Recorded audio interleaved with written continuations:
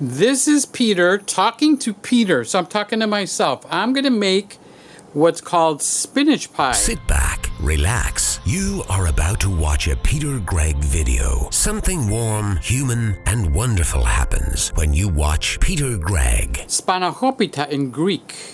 I'm going to use phyllo dough, which is in that box right there. I'm going to use real butter from Finland. I'm going to use cottage cheese. No, I'm going to use cottage cheese, and I'm going to use cream cheese.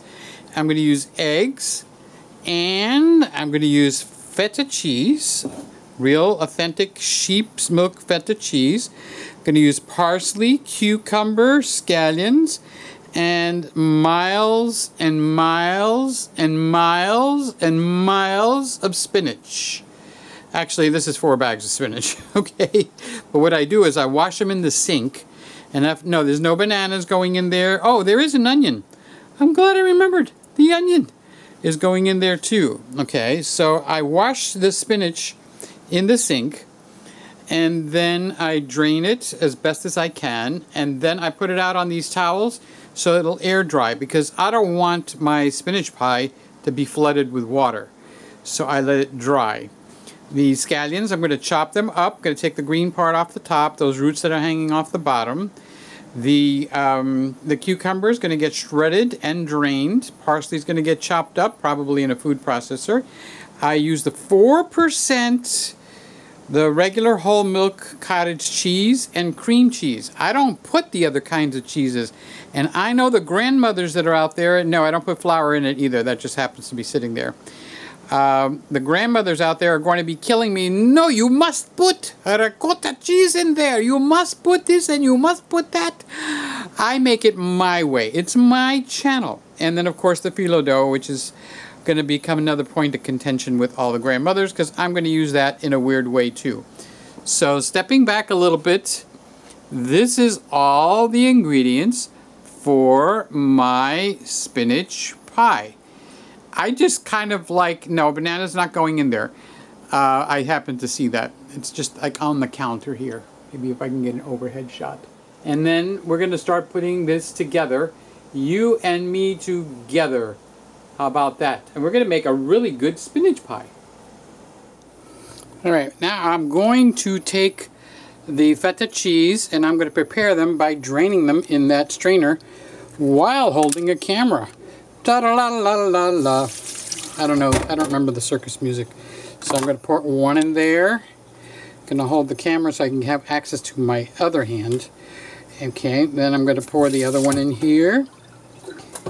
And you go, Peter, why are you pouring the one on top of the other? Because it's the salt. I'm not adding salt anywhere else. So now I have all of these in here. I have drained them and I'm going to flip it. And now that I have flipped them, I am going to go into a demolishing mode. I'm going to start making them into little pieces.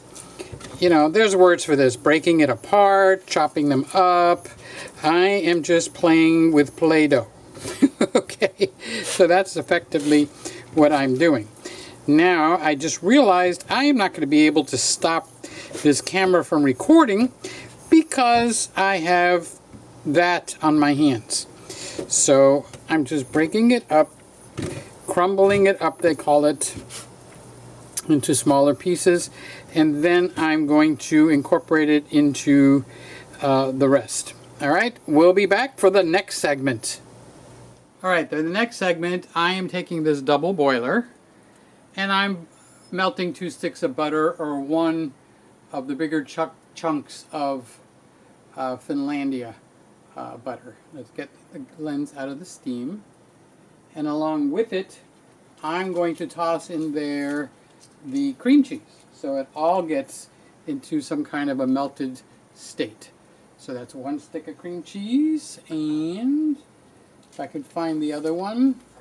This business of working without a tripod is a little on the crazy side. Alright, so I'm going to melt that down so it becomes like a creamy sauce. And that's all I'm doing here. There's not much to see. Okay, I just want it to be softened. It's the cream cheese needs to be softened but not liquefied, is my opinion. And that's what I'm doing here. All right, so I made the greens over here. This is the spinach, the scallions, the parsley, and I think that's all I put in there. Now they're all hand chopped, and I didn't record all of that. I'll make another one like that where I actually go through that, and I will sell that as a instructional lesson video on how to make this. But this is going to be the parts on how I'm going to put them together. Oh, and look at what's here. I'm going to be putting my eggs in there, which is 6 eggs. And I'm going to beat them up. And then I'm going to show you how I'm going to incorporate all this stuff into a mishmash. All that cottage cheese, easy. I'm going to put it in to this kind of fine colander. And if it winds up not working, I have a strainer standing by. So I get all of it out with this squeegee thing. Okay, throw that in the garbage. And here's a second container. Wow, Peter, you're going all out. Yeah, but the secret, or one of the aggravating parts of making spinach pie, spanahopita, is the liquids. The liquids are a pain in the you-know-what. So what I'm going to do here is I'm going to rinse all the juice out of the cottage cheese. I gotta admit that almost sounds simple, but I'm just gonna go around little by little. Let's check and see. The curds are not going through, so that's good. I don't want to ruin the curds. So I'm going to move my body over here so you can watch easier. I'm gonna get like a gentle drizzle on here and get all the juice out of the cottage, or cottage, depending on what part of the world, cottage cheese. I am going to make it come out.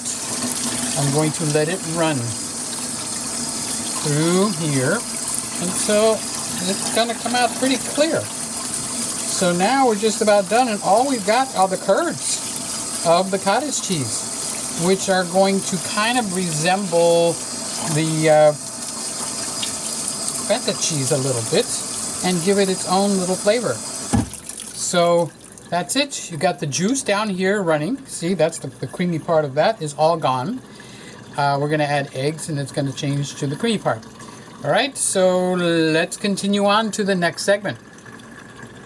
So you can see my hands. This is the cottage cheese. Now let's start assembling, putting this stuff together. I'm going to pour the eggs, which are 6 beaten eggs, 2 containers of cottage cheese, and I'm going to use my little squeegee thing because I happen to like this thing. Okay, so I know you can't see what's happening. So I'm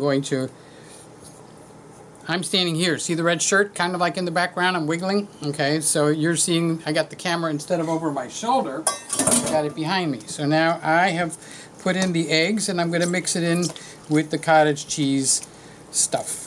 Okay, and then after that I've got 2 sticks of butter and 2 sticks of cream cheese. I used the Philadelphia cream cheese, and I'm going to clean out this bowl. When I get some cameras here in the kitchen and set it up like a studio, it's going to work better. Now I'm going to mix all this in gently, because if I'm not gentle, I get a splash, a split splash all over my shirt. Okay, so I do that. And now I'm going to mix it up. I want to mix this up pretty well. So rather than just go by it real quickly, I don't want to see butter and cream cheese. I just want to see a creaminess. That's basically what I want to do. So I'm going to mix and mix and mix. Turn, fold, mix. I'm trying not to damage the curds. Okay, because the next thing I'm going to do now is I'm going to add in the feta cheese, which this is the feta cheese. So I've crumbled that up into little crumbly pieces, and I'm going to put the feta cheese in there. Let me turn around so I can make sure I get everything out of the bowl. I haven't worked backwards with the camera before, and this is just kind of like an experiment to see what would happen when I really do make this for the camera. So I'm going to use my squeegee spatula, which is basically a silicone spatula. Put that in the kitchen. Now I'm going to mix in the feta cheese. Wow. Now, when I use the eggs, I use pasteurized eggs, not pasture raised. Okay, pasture raised means they technically are supposed to have the cows out in the pasture for so many hours a day. Okay, but pasteurized means they have raised the temperature of the actual egg to 130 degrees because it starts cooking at 131. You don't want to cook them. So since you can't take it to a higher temperature, you're going to use time and temperature instead of temperature and more temperature. So I even pasteurize my own eggs here using the sous vide machine. And what I do is I will set it for 130 and I will let them sit in the sous vide machine for 3 hours and I will have pasteurized my eggs. So why am I saying all that? I'm saying all that because I can stick my finger in and taste this. Because, oh my God, is that good? Can I have a bowl of that, please? Because regular eggs can have salmonella, and you know, there's other types of, you know, I think there's 3 or 4 major E. coli, salmonella, and then there's another one, and I forgot the names of them. Anyway, you want to kill that stuff. So the way you're going to kill it is with temperature. But if you raise the temperature up of your eggs, you've cooked the darn things. And you don't want to cook them. I keep pushing it towards the camera, and I want you guys to see better. Alright, so I've spent the extra time here mixing this up. Alright, now comes the interesting part. Now I'm going to incorporate all that other mixture that we made before, which is the greens. Let me get rid of this. I'm going to stick my finger in the melted. Oh my God. This is so amazingly good. Let me wash my hands because I've been sticking my finger in my mouth. And since this is an experiment, I normally would have another camera so I can be talking and joking with you guys, but I don't have that. So what I'm going to do is I'm going to grab and I'm going to cover all of this with plenty of the spinach. Okay? Now this is a little bit tedious, so I'm going to get me a fork. I'm going to clean my hands because the spinach likes to go everywhere. So it winds up in places you would never imagine. So I'm going to get a fork, not anything else particularly, and I'm going to use the spatula and try to drive this stuff down into the wetness. Because you'll see how as it starts to get wet, it's starting and it will start to compact. And you're going to go, where is all that stuff that you had? Well, the spinach is now starting to get wet and stuff because I dried my spinach out. So now I am in the process of gently mixing. The gently part is for running a clean kitchen, because many people, including me, but since I'm on camera, would get right in there with their hands right now. All this with the spatula and the fork is ridiculous. They would get right in there with their hands and they would just start mixing this up. Alright, so let's move this more centralized.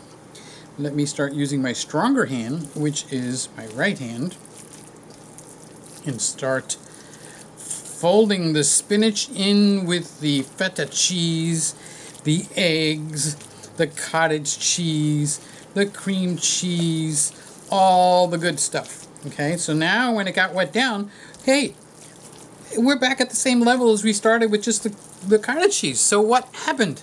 Well, as it gets wet, spinach compacts. It goes away. It just gives you that green flavor of the day. So what do you say? What's the flavor of the day? Green. Okay. So this is our spinach pie. So at this point, there's plenty of spinach left.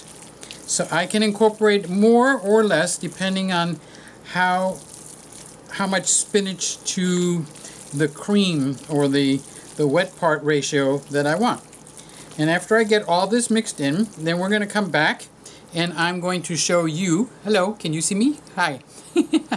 Going to show you how we assembled this into the spinach pie. And I'll be back in a moment. I am starting to put this together. I have put phyllo dough on the bottom, and now I'm just plopping some of the green spinach I have gooped. A really thin mixture, layer, not mixture, it's the same mixture throughout the whole thing. For the whole area, okay? Right, so the reason for the thinness is because I'm using this as a catalyst. What a cool word. Sounds like I'm so smart, right? To draw the moisture out. So now where they would normally butter it, and the grandmothers are going like, oh my goodness, this child doesn't know what he's doing. Okay, I am just layering some more of the phyllo dough, which seems to be stuck over here, but I'll get it. Just watch. The phyllo dough can't win, so it's like a sheet. And I grab the sheet, and instead of like layering it and buttering it, I'm just globbling it on. Meaning I'm just kind of crunching it up like you would take a piece of paper that you no longer wanted to keep, and I'm just sticking it in there, you know, to give me a layer. So the reason I'm doing this is not because I'm crazy. I could be, but at least I'm peculiar, for those of you that get my drift on that one. Okay, so I'm just layering this on. So the purpose of it is to add a little of the phyllo dough. So we have some layers going on here. And it's also to absorb, because there's a lot of liquids in this. I'm talking lots. Okay? And remember, I put butter in here, and I added a little extra butter in my mixture from the recipe because they want olive oil, and I didn't put olive oil. Okay? So now I've taken all the Kleenex tissues and I just laid them across. I'm going to make me a center track. Okay. Until we get closer to the top.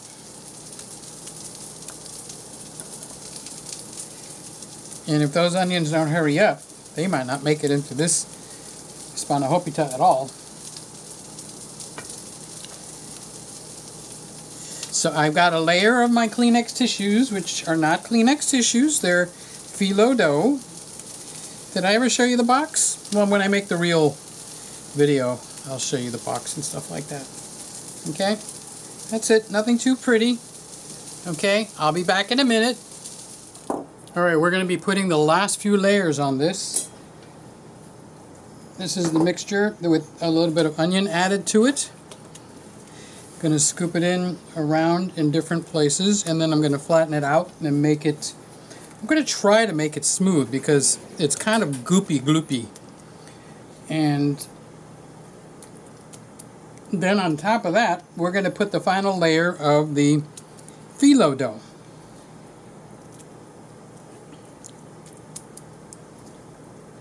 So you can see the feta cheese, like that's a feta cheese chunk right there. Can you see it? That, whoever gets that bite, is going to be ooh la la. So you say to me, Peter, why don't you just put a lot more feta cheese? Because feta cheese is so incredibly salty that it would send you to the moon type. Alright, so now I'm going to put a layer of the phyllo. Phyllo is like ultra thin, man. Super, so I don't understand how they make it so thin. It's kind of live. I am blobbing with butter, and I'm painting the butter on top of phyllo dough. And then this is going in to the oven for an hour at 350. But I'm going to start it by preheating the oven to 450. So it's going to come in a little bit warmer, okay? So I put that on. Okay, now I'm going to take just little shreds of this phyllo dough and just kind of like put them all over the top. I also wouldn't be having all this fun. I haven't ripped up and shredded phyllo dough since I played with this stuff when I was a child. So I think I have shredded all that I'm going to shred. Now I'm going to get the leftover butter that I have. So now I'm just going to sprinkle the butter over my shredded dough, and then we're heading for the oven for an hour. I'm just sprinkling. I'm blessing it. In the name of the Father, the Son, and the Holy Spirit. Oh, you didn't know I'm Christian? Yes, I'm a Christian guy. I pray at night. I ask the Lord to bless me, bless my family, bless my household, like the Bible says. And I don't hide it. I don't push it, because some people don't believe like that at all. And I definitely want to respect them too. But just because I respect one group of people doesn't mean I throw what I believe out the window. So why did you bring it up at all, Peter? Because I feel like I'm blessing it. It's like I'm sprinkling it. I can't help it. All right. Hope I didn't get anybody upset. If I did, forgive me. Forgive me. Didn't mean to do that. All right. So that is what it looks like. Turn it that way. It's going in. That's not cheese. That's phyllo dough. That's like a puff pastry. All right, let's go into the oven and I'll show you what it looks like when it comes out. And here it is. Oh my God, all that butter that I put on there made this so crispy, so crunchy. It is too hot to touch. I can't cut it up right now because it'll just fall apart. So here it is from the side. There it was from the other side.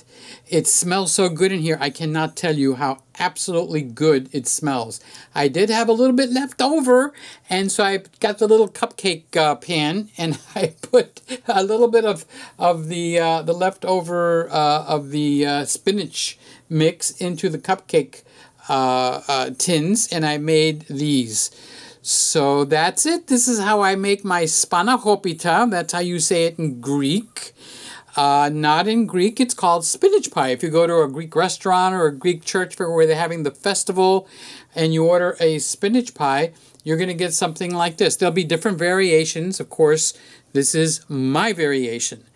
It's the best one on the planet. Well, what did you think I was going to say? Mine is no good. Don't bother. No, I think mine is the excellent one. So thanks for watching today with me. This was just a trial run because this is such a hard thing for me to cook. I didn't set up the cameras and everything. I just was grabbing the one camera and taking pictures for you. All right, Peter Gregg, Miami, Florida. Catch you later. Bye.